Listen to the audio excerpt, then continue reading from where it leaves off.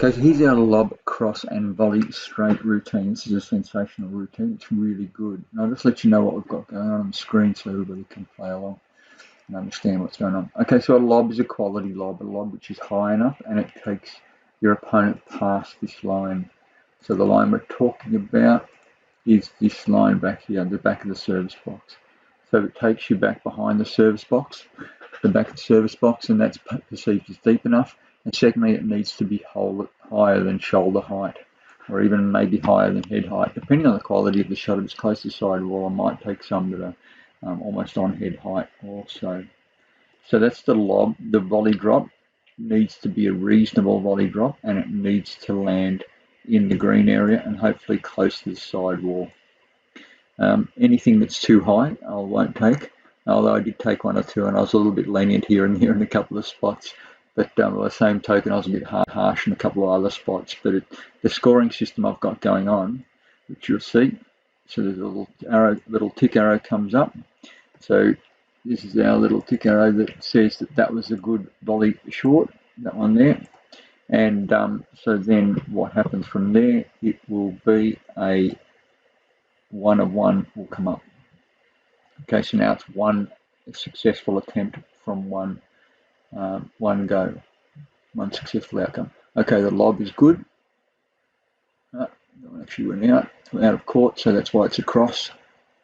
And the volley drop is good. Once again, it's a tick, and it's 2 of 2 versus 1 of 2.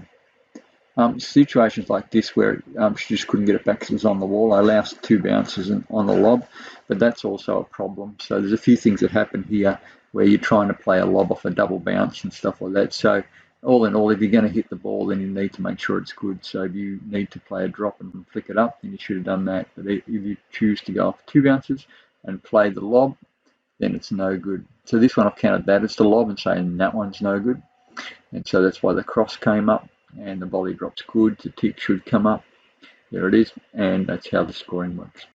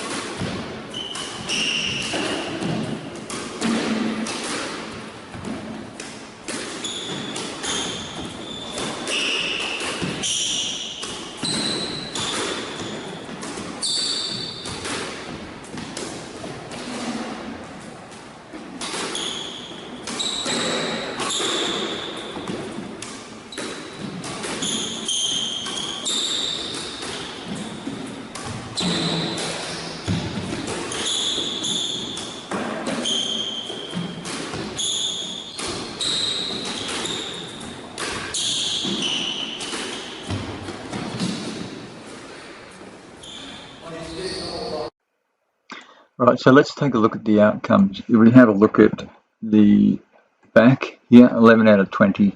Now, it was a little bit tough on some of it, like some of them were Let's say you could have almost taken them, or that sort of bounced a bit deep, and I've said no, it's not acceptable, and all the rest of it. So I've marked them pretty high, and it's about trying to finish it short and not too deep, as well as finishing the green area. And the green area's gone quite deep. 11 out of 20. I'd expect a little bit better than that.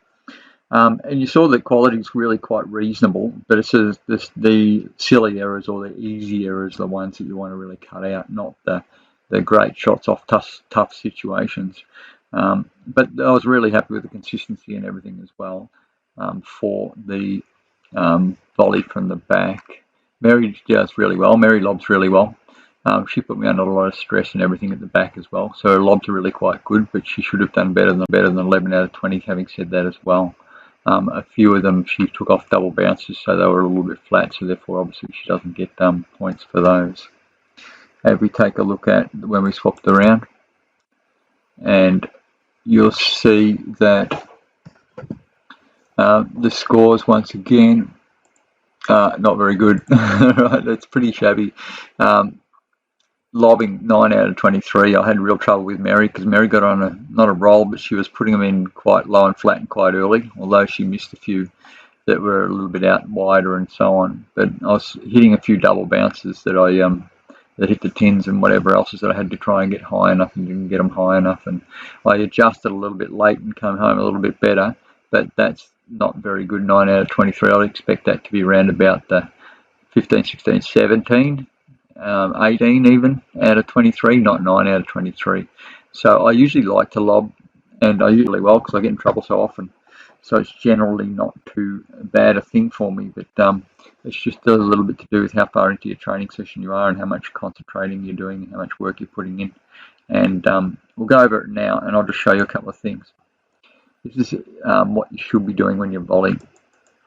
So what happens is Mary's going to play a lob here. She's flicked it up. That means it's going to be a good lob because she's been able to just set herself up really well. Now this is quite a tough situation. The ball is relatively high. And it's just above shoulder height. But what I'm doing is I'm cutting down towards the side wall. So when I say that, I'm not pushing my racket towards the front wall. So I'm actually pushing my racket more down that way, or out that way towards the side wall, and that'll get that leading edge, which is that leading edge here. That will actually cut down, so that leading edge will cut down to the floor, and you'll push out that way. So if I go back just a little bit and show you again, so we watch the action. I'll go click by click. So when we come across here, we can cut to the side wall with your volleys. It makes a massive difference.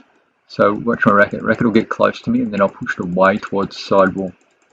So from here, you keep everything relatively close. So it's really close here. And then you want to be pushing towards the side wall. So that push to the side wall, see that cut there? That's all pushed to the side wall. I haven't gone forward on the ball much at all. There's a little bit of forward because it has to be. And then it just cuts it down and cuts it away.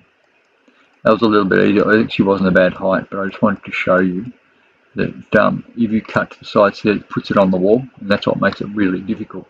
That cut around the side is the one that makes it really, really hard, and Mary's not really got that back at all. That's just how it works. I picked my good shots so I could look good instead of Mary's good shots. But it's not making the video, I'm making the video, so that's why. Okay, once again, the forehand. This one's a cracker, and I wanted to show you this for a couple other reasons. Now, it's almost of a good height, not quite of a good height, so she's just missed out on the height. But what I'm going to do here, I'm going to try and halve the distance. So what that means is I'm going to try and halve the distance so that I can go over here, and then it still runs in towards the side wall instead of going for the nick. So you can use the side ball to slow it down, but I don't want to squeeze it into the corner and have it come back out into the middle while Mary runs towards it. It's far better to go wider and make it go over to the side wall, because what that means is when she comes across here, she's going to have to go as far as she possibly can to get the ball. And so it's going to be difficult for her to reach, and she's going to be on full extension versus a ball. If it binds, and if it binds in the corner, so if I play this here, over here, then it hits and it comes back out this way, it will go up and it will come out, and it'll be about there somewhere that she'll actually have a crack at it. That means it's like this much less here that she has to go. So that's a reasonable distance there that she doesn't have to travel, and that makes a massive difference when you're on full extension. So I really wanted to halve the distance between me and the sidewall, and I keep the ball off the sidewall, and therefore I'll go out here instead, and then it will go back into there, and then that'll be the go, and that makes it so much tougher. So much tougher. It's really quite amazing. All right, we get into the lobs. What happens with the lobs is you try and get there on half volley. Okay, so I've just seen what she's got there. So now I'm still at the tee, I'm relatively in the centre of the court, let's say.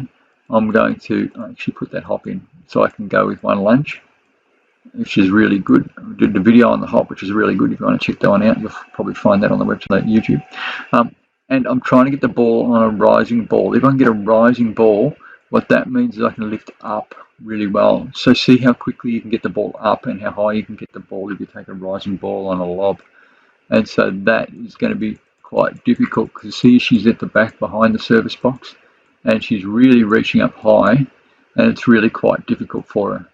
So it's just tough. She's done quite well. She's played a very, very good shot from what it was. Like that's unreal. She's seriously done a really good job there. But I've taken that on the half volley. This is how early I've hit this already, and see that she's still like way back over here. Like she's not even over this side of the service box here. She still hasn't crossed that service box line. I know she's had to land, which has always been the problem for her because she jumped in the air and because it was so high.